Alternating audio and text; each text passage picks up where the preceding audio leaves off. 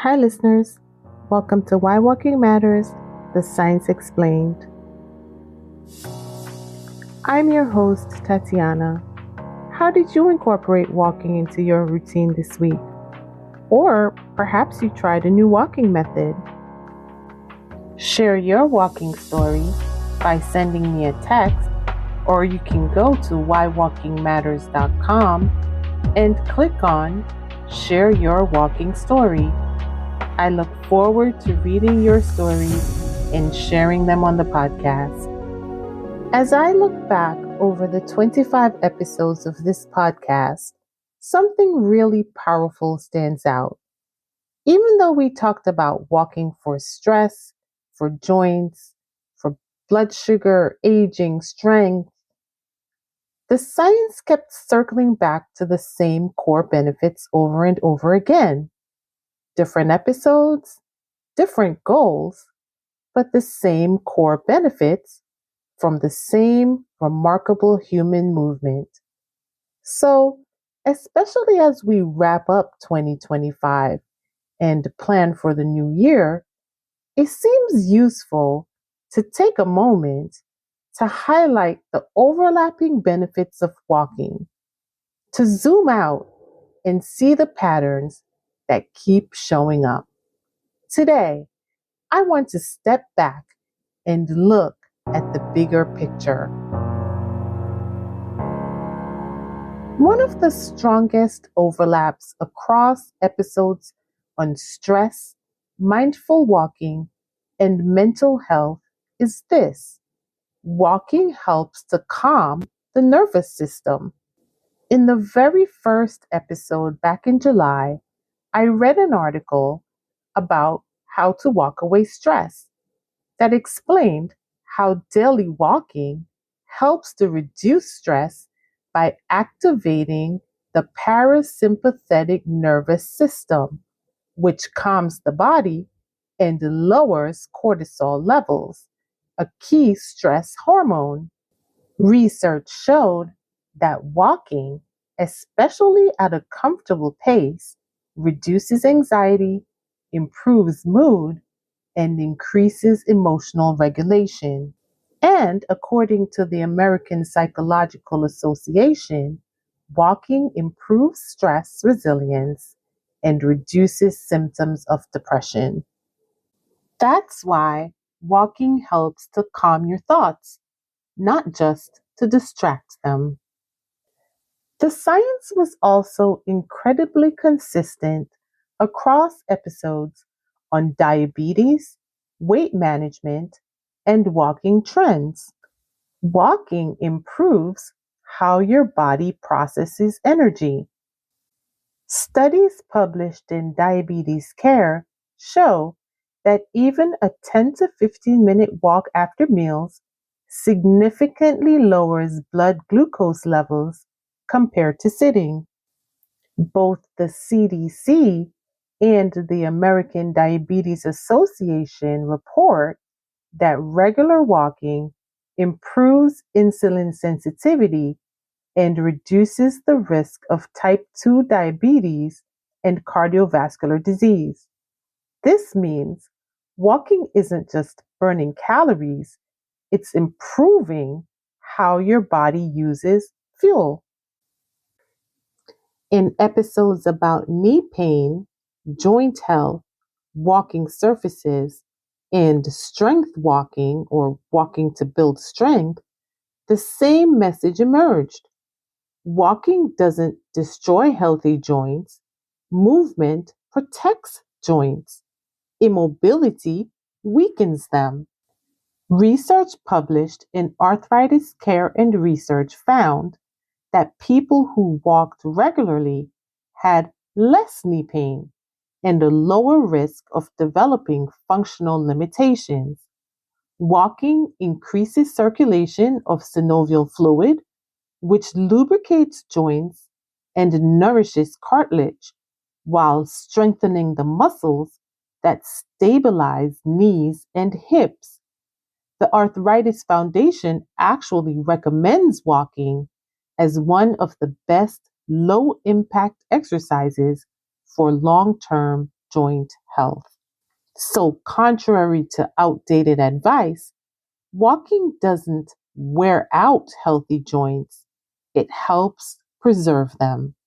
When done consistently and adjusted for terrain and pace, walking builds resilience from the ground up. In the Blue Zone episodes, where I read the actual research over the course of 2 podcasts, the science became almost poetic. Walking keeps the brain and the body young. This was also clear in episodes where we talked about mindful walking. Harvard Medical School reports that regular walking increases blood flow to the brain and is associated with better memory, attention, and executive function. Large population studies published in The Lancet show that regular moderate physical activity like walking significantly reduces all-cause mortality and the risk of cognitive decline. Populations that live the longest don't necessarily work out harder, they move more naturally, often through daily walking.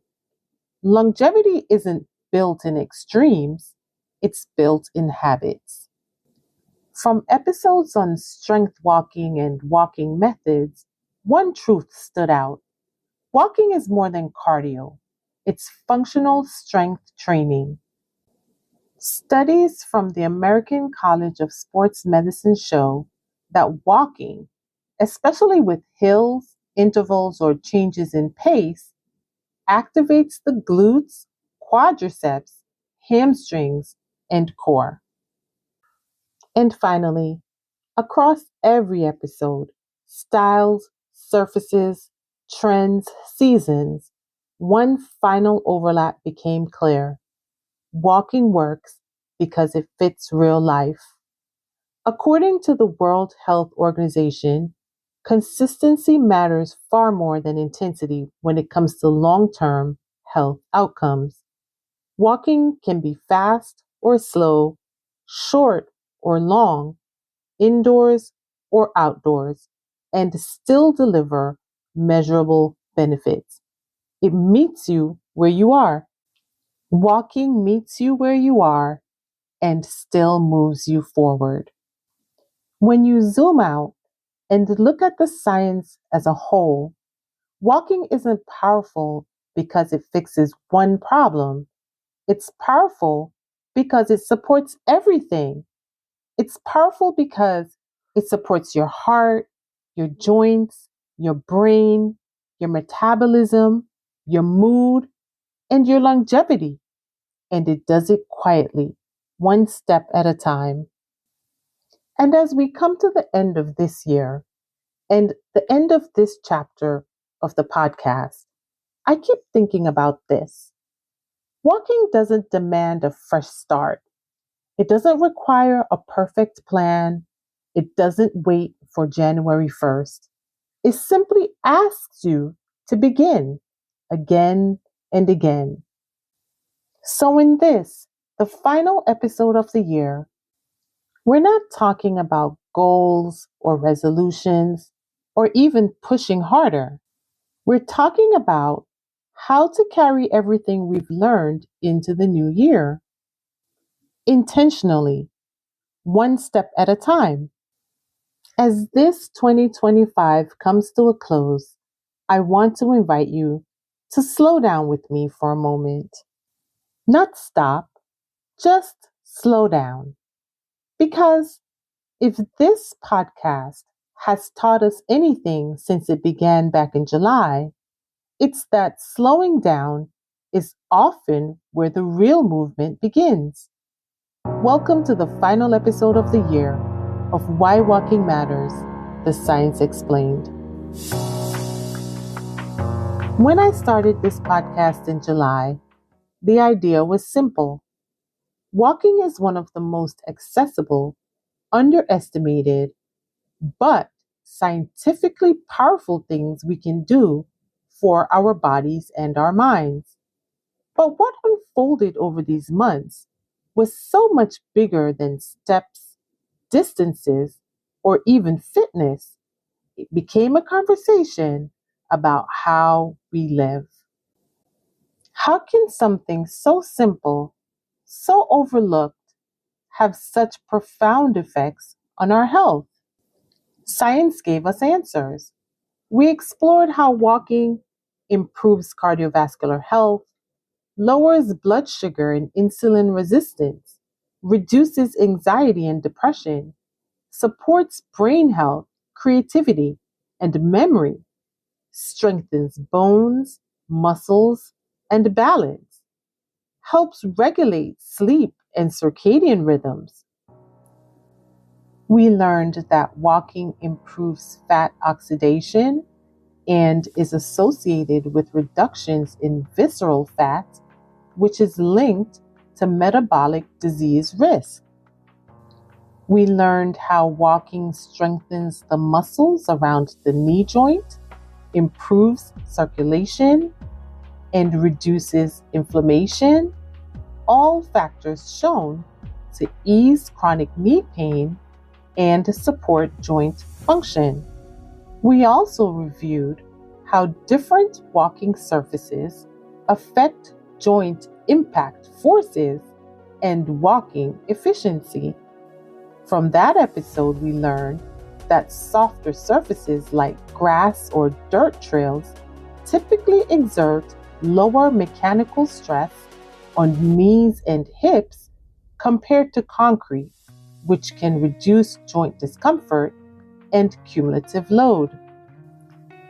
We also learned that regular moderate activity, such as walking, is associated with reduced risk of age-related diseases and improved life expectancy. Walking benefits multiple organ systems across the lifespan. We learned that mindful walking can enhance psychological well-being similar to seated meditation. And in the episode about building more strength with every walk, we learned that combining walking with light strength exercises enhances fitness outcomes beyond typical steady pace walking.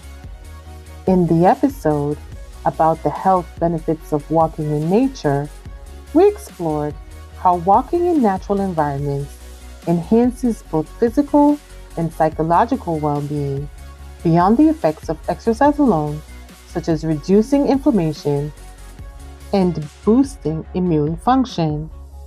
We explored arm swing secrets for a stronger, faster walk, mastering the art of power walking, the science of walking and brain health, walking for back pain, walking after surgery, and how to incorporate walking into daily life.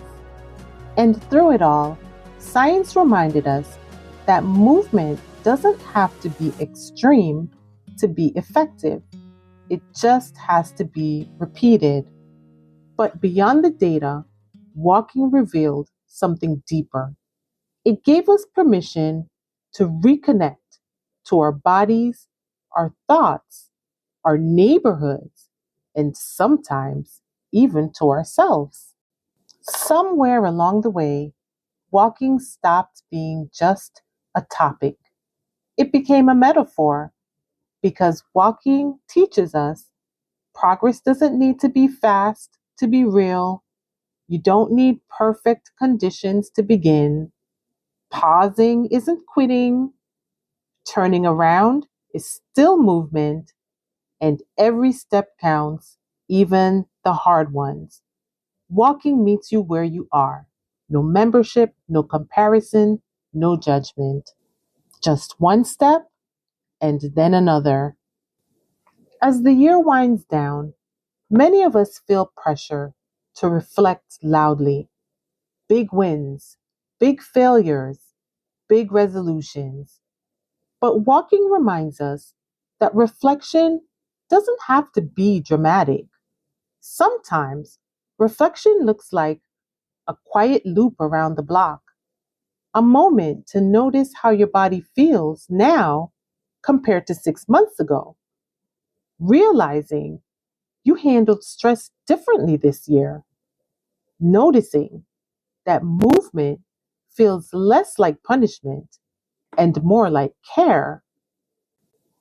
If you walked at all this year, intentionally or not, you participated in something deeply human, and that matters.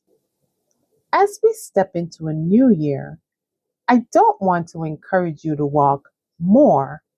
I want to encourage you to walk with intention, to walk when your thoughts feel too loud, to walk when your energy feels low, to walk when motivation feels far away, to walk when joy needs a little space to return. Science tells us walking improves health, but experience tells us walking improves life. So here's my invitation for the year ahead. Don't think in miles, don't think in streaks, don't think in perfection. Think in steps. One walk to clear your head, one walk to support your heart, one walk to remind yourself that movement is still possible, even on hard days. Let walking be your anchor, your reset, your quiet form of strength. Thank you for walking with me this year. Thank you for listening, for reflecting, for showing up, sometimes literally, sometimes just mentally. As we move into the new year, remember, you don't need to sprint into change. You can walk toward it, one step at a time. Happy New Year, listeners, and I'll see you on the next walk.